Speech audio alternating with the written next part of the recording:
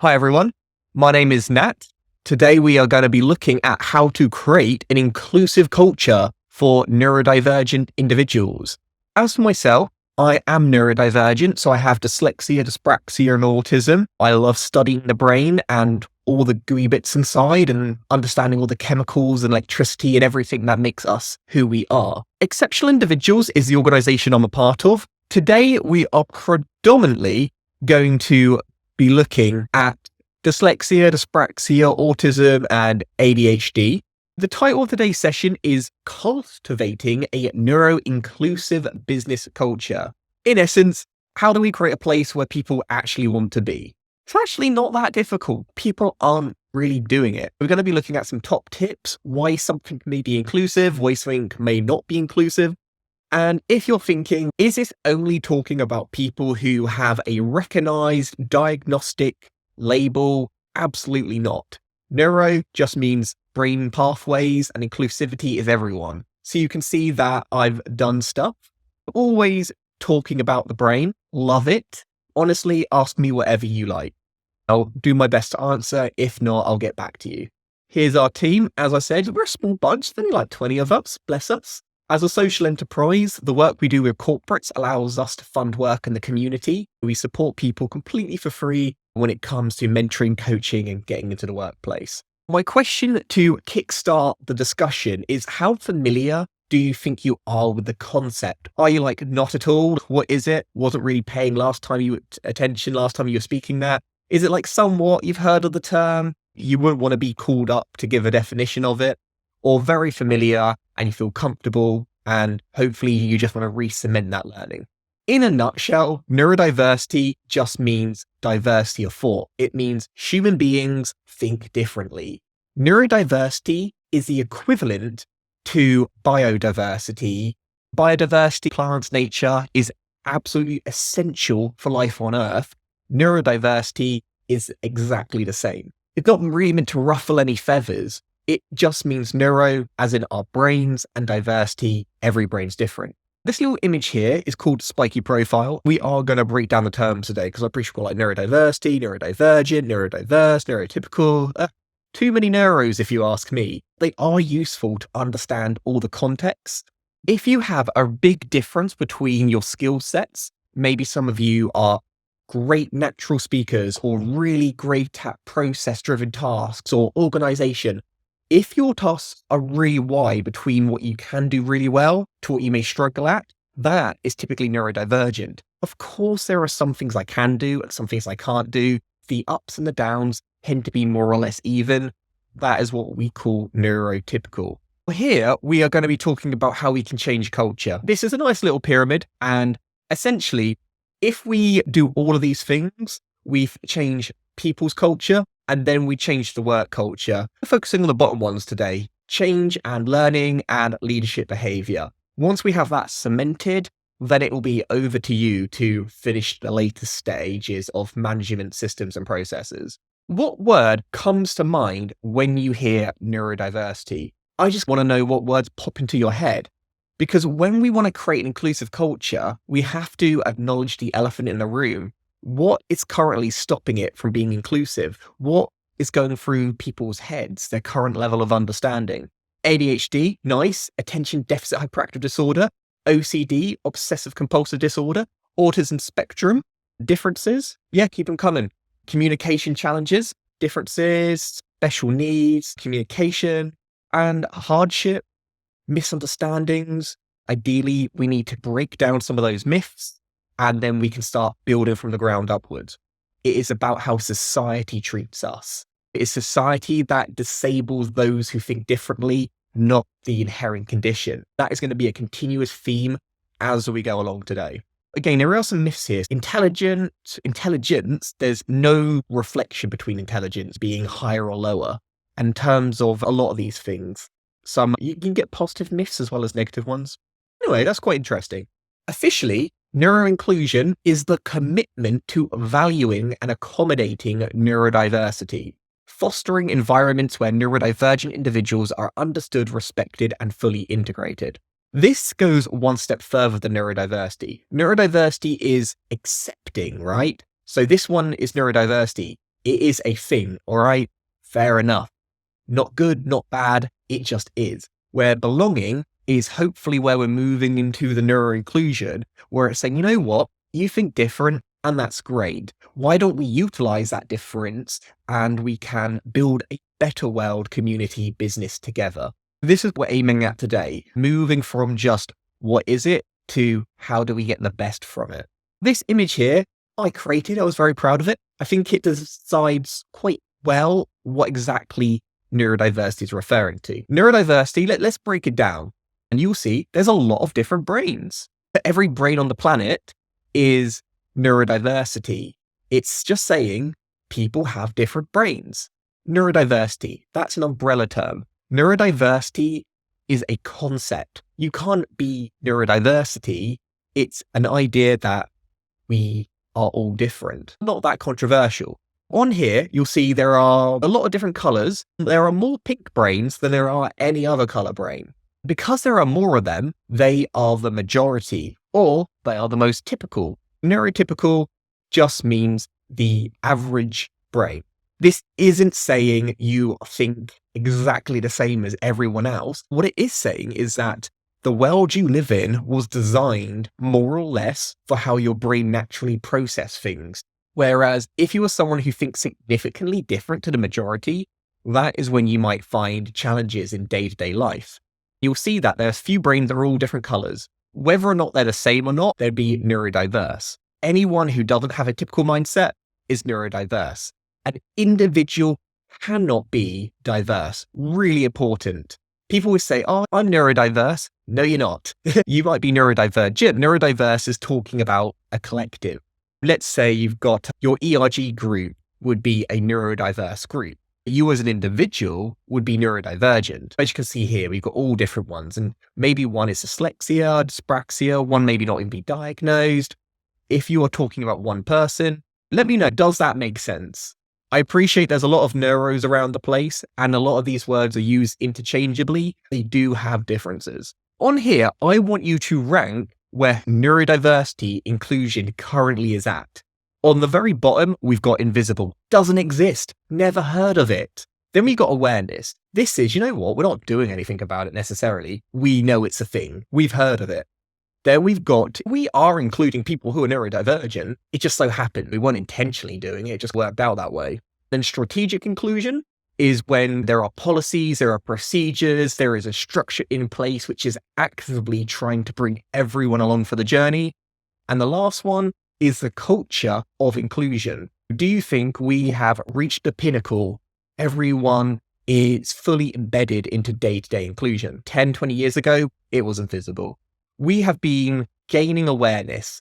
Organizations typically are moving into the inattentional inclusion, and ideally, we want to be in the orange one. This is where we're going to aim for today. I would say the fact that this has been organized today entails that we are at the strategic inclusion. That isn't saying it's perfect. It's just saying that this is a conscious effort in order to build this network. Here's the question.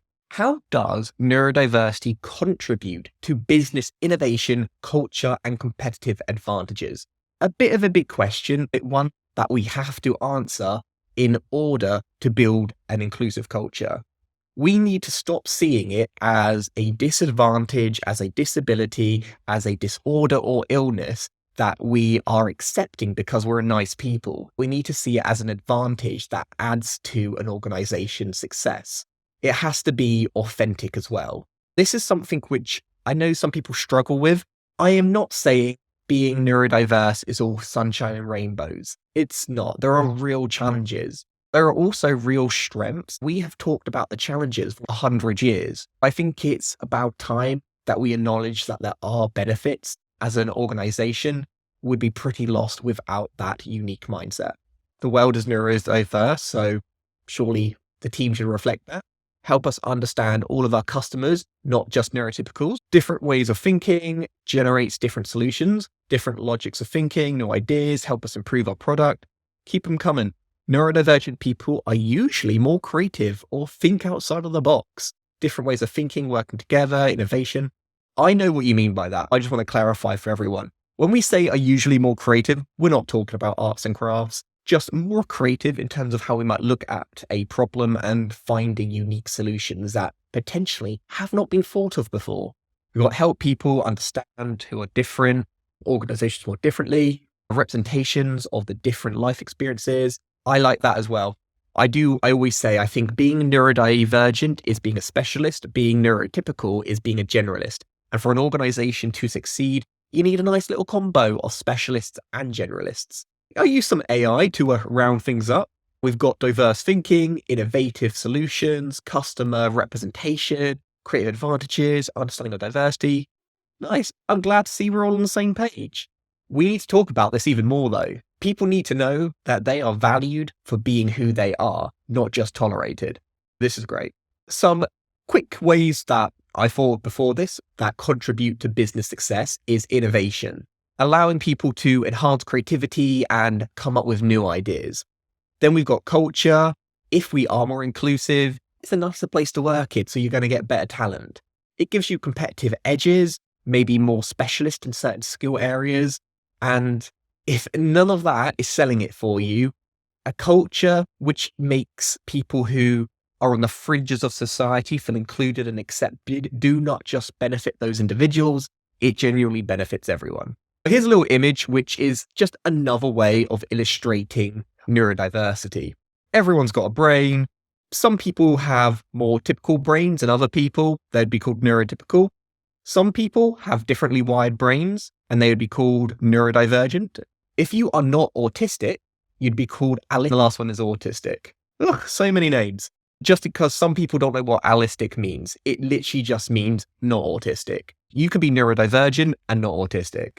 I don't think labels are overly helpful. I do think they're useful for a starting point in order to have a deeper discussion. I'm not using these names to try and intimidate you. It's just worth noting that these are a good foundation in order to build upon. Let's take a bit more of a deeper dive into the strategic value of neurodiversity. Here are a few companies that are already doing great things. I'm going to read them out. We've got SA, which is a German company, aims for 1% of its workforce to be autistic. That's a very strategic decision. Interesting, because 1% of the population is autistic. They're making sure their workforce accurately represents the rest of the world. Then we've got neurodiverse teams across JP Morgan and Chase. They say are 48% faster and 92% more productive through having a neurodiverse team. I can't verify these stats. Either way, it's still really interesting to see it as a priority on their agenda. We've got Microsoft discloses specific productivity metrics for its neurodiverse hires. This is way more important than you think, because when we look at individuals in terms of whether or not they are meeting expectations or not, typically we judge them by very neurotypical standards. So it's just not a very fair and accurate way to see if someone is meeting their potential. This is saying, you know what, if you are neurodiverse or neurodivergent, then we will support you. There are different processes. And then we've got Packard Enterprises. They have a dandelion program. Sounds lovely. And they have found improvements within their team. I'm not saying these are perfect. It's interesting that the biggest companies are actively creating policies. And we have our first mystery question. How would SAP go about targeting autistic people for hire? Is it legal to ask about being autistic or to use that information to leverage hiring? It's a good question. There's positive discrimination. Is it okay? Is it not? Legally, in most countries, you cannot ask someone if they are XYZ, but you can allow them to disclose to you. I'd imagine the way the program is set up is that they have tailored it towards autistic individuals, but they're not at the gate, say, show me your paperwork. It's more about if you resonate with it. You can absolutely say, if there is a reason why a certain part of society is being missed out, you then can aim to attract that particular group. In the long-term approach, it's better to include everyone and make sure everyone is included than particularly sort out a certain type of individual. But you could argue that maybe you need to do that in order to kickstart the movement and to get people talking. Yeah, you let me know what you think. People have different approaches. All right, what we want to do is analyze current culture. In your opinion, do you find that your current work environment is very flexible with how you go about things? What about communication style and diversity? Do people tailor the way that they speak in order to bring everyone along? Customized performance evaluations. You remember that's what we just spoke about with one of the other organizations. Employee autonomy, essentially the freedom to do your own thing, and inclusive hiring practices. I would like to really emphasize that while all of these things do seem like a good thing that we should be doing in all areas, these normally come under reasonable adjustments. If there's a situation where they are just not reasonable, then that shouldn't also be the aim. For instance, if you are working on a computer and you may be being remote, not really an issue. If you're doing a face-to-face role and the working hours are like 9 to 5, there's less room for flexibility. So again, it really depended on the position. Here we got nice flexible culture, different ways of communicating, and it all works for improvement. Customized performance evaluation. Oh, I'm guessing at the moment it's one size fits all. It's something we can work on. Employee autonomy, nice bit of freedom, inclusive hiring processes. We do these workshops with loads of organizations. I promise you, this is actually really good compared to a lot of ones that we work with. There's always room for improvement. Now, in terms of how we can improve, a framework is always a good starting point. This is like your instruction manual on how are we going to get to this place of ultimate inclusion. Here we've got a little diagram, which is all about cultural transformation. It's about looking about how we go from exclusion, which is where you can't sit with us, we don't really like you, to tolerance, you can hang out with us, to acceptance, I may not like you, I appreciate the value, and we can work together, to belonging, where we not just accept difference, we value difference and we utilize difference for the benefit of everyone. Belonging is a long way. This really doesn't mean that we're all best friends. It does mean that we fully realize that we need this diversity in order for the organization to function. We are not a charity. We are an asset, and that is where we want to be. We did briefly mention about bringing leadership on board. What do you think are the behaviors that you would expect from an inclusive leadership? So any examples of leadership behaviors that can foster an inclusive culture? We have to start with ourselves. I know a lot of you are in leadership positions or have some autonomy over what you do. So look inwards. What type of behavior would you like to see in yourself or others? They're coming in. Neurodiversity represented in leadership roles? Absolutely. There is a misconception that neurodiversity, having a brain, only affects people in entry-level positions. No, part of everyone. Having people in leadership positions actively talking about it, rather than it being this taboo thing that only affects children, massive benefit. Don't frame mental health benefits like time off as a bonus we have to work for. Mental health is a natural part of being human. More organizations are having designated mental health days. Are they something which should be standard? We've got respect for people's schedules, agendas, shared ahead of time, presentations for those visual. You respect the diversity and you are catering towards it. Approaching people differently, considering everything like differently, give us the chance to shine and support our careers. So a nice bit of empowerment there. Learn about different diversities, especially the less visible ones, and how to deal with them. I say like support probably. But you are right. Just because you can't see it doesn't mean it isn't an area which could do with support. Support doesn't mean that you need the help. It just means that you are more aware. And this is because the world is a very noisy, smelly, dirty, grimy old place. And if you think differently, of course you're going to be fine. If you're doing that every single day, it's tiring and it does wear you out. Having a place which has made the appropriate accommodations is great. Assume positive intent. Yes, I like that one. Because quite often the challenge isn't to do with, say, reading, writing, those things. It's actually about the communication differences. Sometimes individuals can be perceived as rude or argumentative. Actually, it's just because there is a mishmash in terms of what one person is saying to what the other person is understanding. We got adjust feedback individually. Very nice. Here we have our ideal inclusive leader, and hopefully we're working towards that. If you know anyone who is already doing that, let them know they're doing a great job. top neuro-inclusive hiring and retention processes. Why is this important? The key challenge is keeping people retention. Recruitment is a big barrier. What typically happens is that the role require one potential way of working or thought. The way we get that job, the interview process, does not reflect that. It's a big barrier, meaning that we're only recruiting a certain type of individual time and time again, stifling innovation. So we want to make sure that people have multiple ways to show off their skill set. With the retention piece, it shouldn't be looking at how many diverse hires an organization has done, more the retention rate. How have we made the place inclusive for the long haul? And that is an area, as someone who supports people in the workplace, retention is a real big challenge, making sure people pass their probation. You can't just open the door. You've also got to make sure that there are the right accommodations once someone is in the door. In terms of accommodations, which can make the workplace a little bit more accommodating, let me know which ones you think would personally benefit you. You should be able to select 3 of these, so pick wisely. And these are all some accommodations which could be implemented. Bear in mind, case by case, because there may be some environments that just aren't going to be appropriate to some of these. Most of them, I reckon, should be very doable. We've got sensory-friendly spaces. This is making sure spaces aren't too noisy, not too cold, not too hot. Flexible working.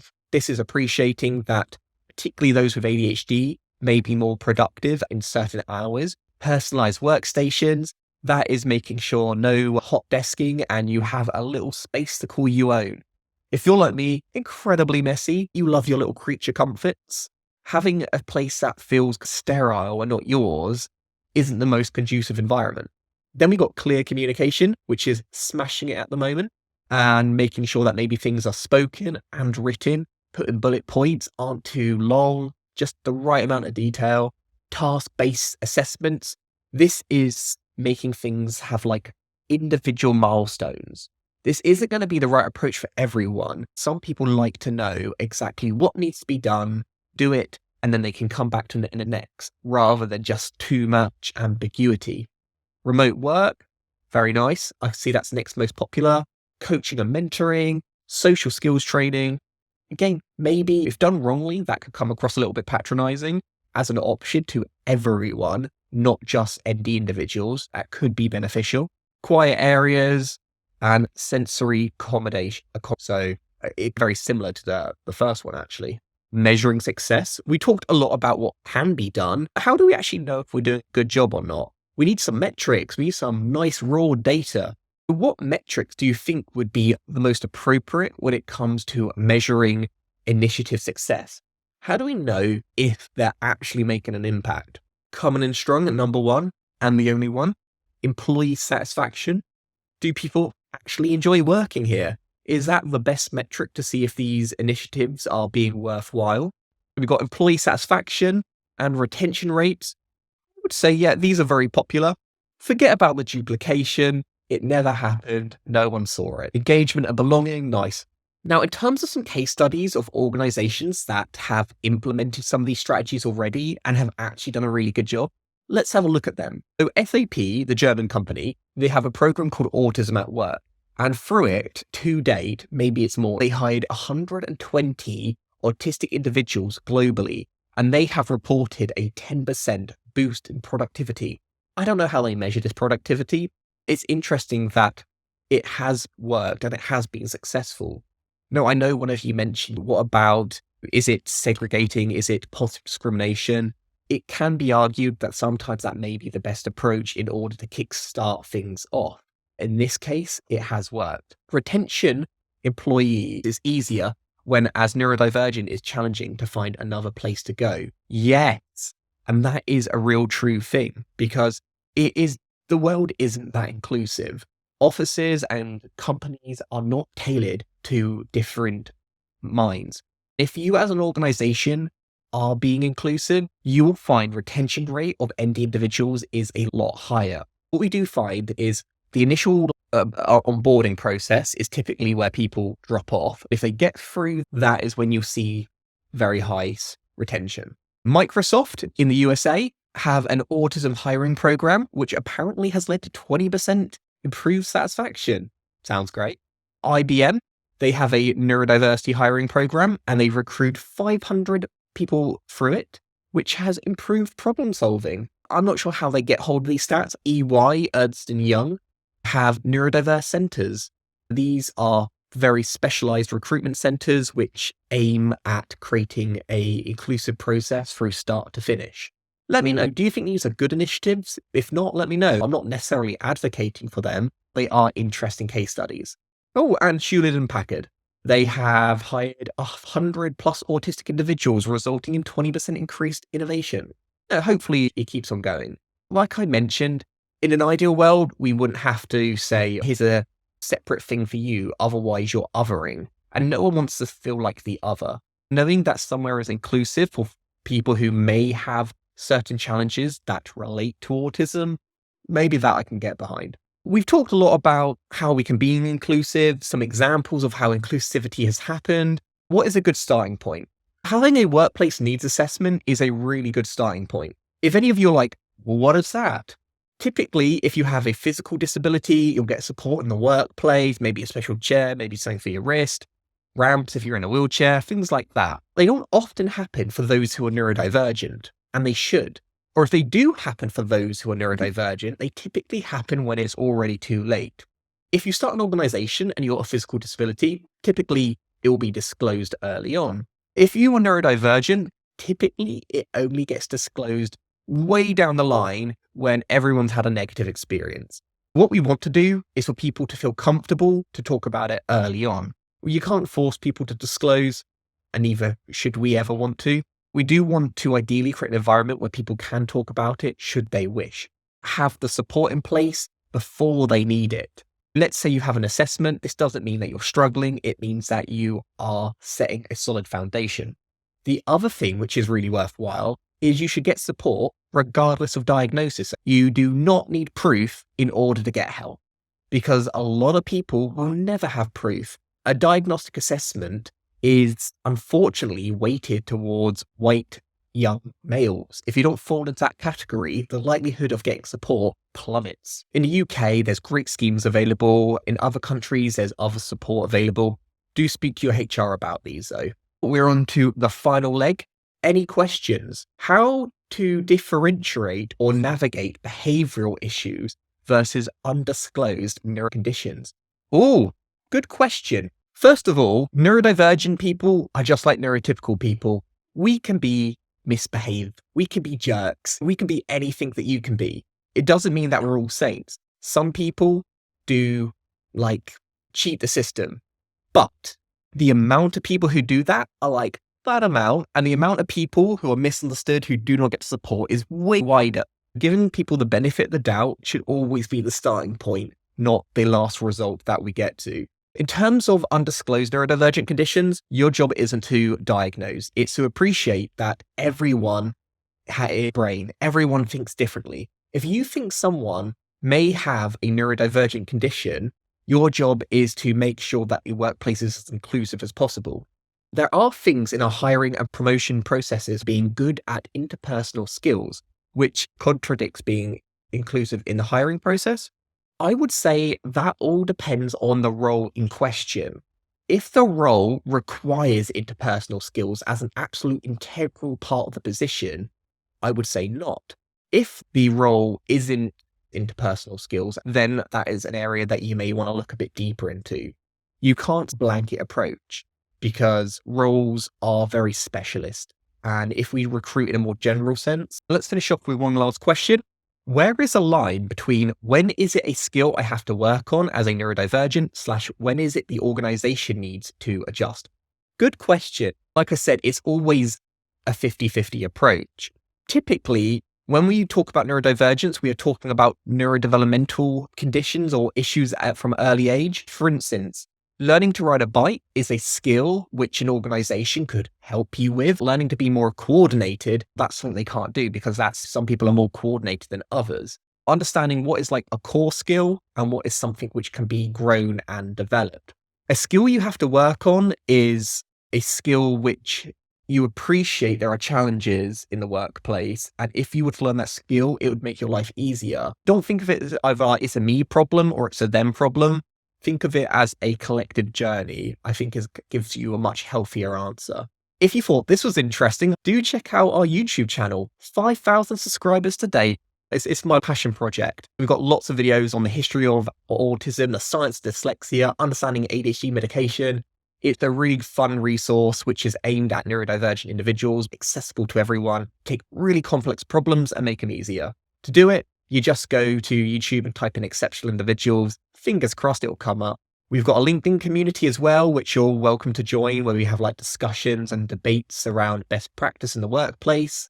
We have neurodiversity quizzes and tests online. Do know these are not official. They are not to give you a diagnosis. They are really useful in order to kickstart a conversation around the traits and characteristics that being neurodivergent have. Again, use this as a good conversation starter. For anything a little bit more legit, please do go see your GP if that is an area you want to go down.